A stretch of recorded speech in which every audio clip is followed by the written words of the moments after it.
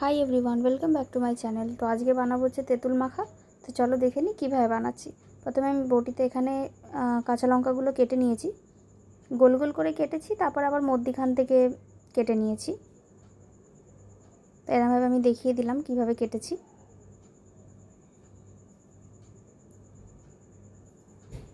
তো এখানে দেখে না এরকম ছোটোভাবে কেটে নিয়েছি আমি। এরপর আমি ধনেপাতাও কুচিয়ে নিচ্ছি।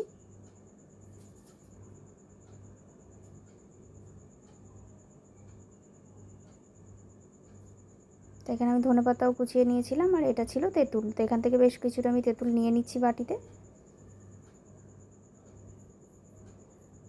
দিয়ে একটা বাটিতে আমি নিয়ে নিয়েছি, আর একটা বাটিতে আমি তো নিয়ে নিচ্ছি, কাঁচা লঙ্কা নিয়ে নিলাম।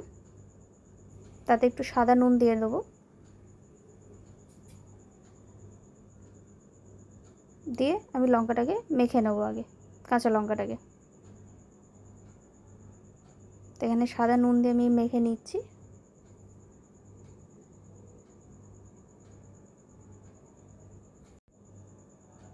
তো এখানে আমি সাদা নুন দিয়ে কাঁচা লঙ্কাটাকে মেখে নিলাম। এরপর আমি এখানে দিয়ে দিচ্ছি হচ্ছে বিট নুন। এবার দেবো হচ্ছে গুঁড়ো লঙ্কা,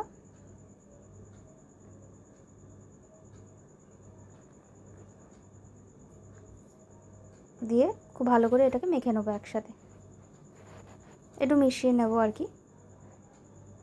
দিয়ে তারপর একটু দিয়ে দিলাম সামান্য ধনেপাতা, দিয়ে একসাথে মেখে নিচ্ছি। লঙ্কাটাকে না খুব ভালো করে মাখবে একদম। আমি বলছি আমার জিভ দিয়ে জল আসছে। আচ্ছা, এখানে আমরা আচার বানিয়েছিলাম, সেই আচারের তেলটা আমি ইউজ করেছি। তোমরা চাইলে সর্ষের তেল এতে দিতে পারো, সর্ষের তেলই দিও, তাহলে আরও বেশি ভালো হবে। আমরা আচারের তেলটা দিয়েছিলাম, সেটাও সর্ষের তেল আমরা ইউজ করেছিলাম, তো ওই জন্য দিয়েছিলাম।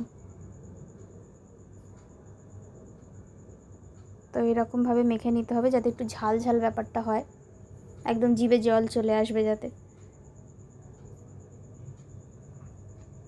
এবার আমি দিয়ে দিচ্ছি সামান্য চিনি, কারণ তেঁতুল তো খুব টক, মানে একটু চিনিটা দিলে তেঁতুলটা ভালো লাগবে, একটু টক মিষ্টি একটা ব্যাপার থাকবে।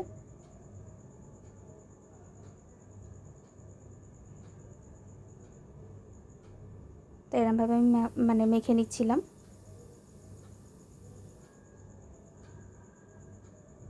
বেশ অনেকক্ষণ ধরে একটু ভালোভাবে মাখলাম যাতে চিনিটা পুরোপুরিভাবে একদম গলে যায়। দিয়ে এবার দিয়ে দিচ্ছি তেঁতুলটা দিয়ে সব কিছু দিয়ে খুব ভালো করে মেখে নিতে হবে। এতে তেঁতুলে আমরা একটু ধনেপাতা কম খাই বলে আমি একটু কমই দিয়েছি। তোমরা পরিমাণ মতো, মানে তোমরা যেরকম খাবে সেরকমভাবেই দিও। তো এটাকে দিয়ে খুব ভালো করে মেখে নিতে হবে। আমি বলছি আমার এখনও জিভে জল চলে আসছে।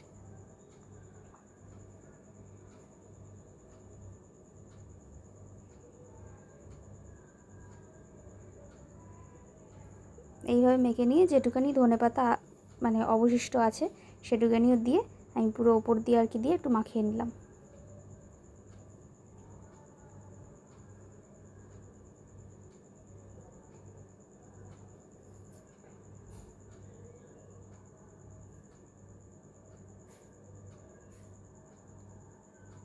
তেঁতুলটাকে একটু এটা মানে সঙ্গে সঙ্গে খাবে না, তাহলে মানে টেস্ট পাবে, বাট একটুখানি রেখে দিলে যে মজে যায় ব্যাপারটা, সেটাতে আরও বেশি টেস্টি লাগে।